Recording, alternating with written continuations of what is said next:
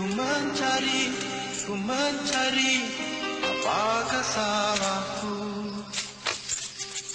Kau buatku termenung seorangan dalam diri sang sunyi.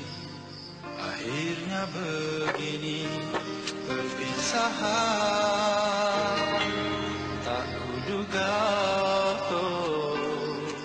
Ku mengerti, ku pahami keputusan diri.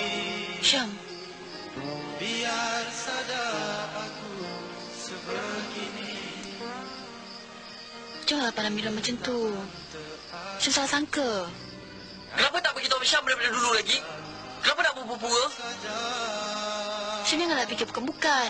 Mira tak ada buat apa-apa. Dan Mira rasa Mira tak salah. Tak salah? Semalam bagaimana? Kenapa tak beritahu Syam? Mira cuma pergi makan dengan Herman. Cuma pergi makan? Dengan? Herman? Syam?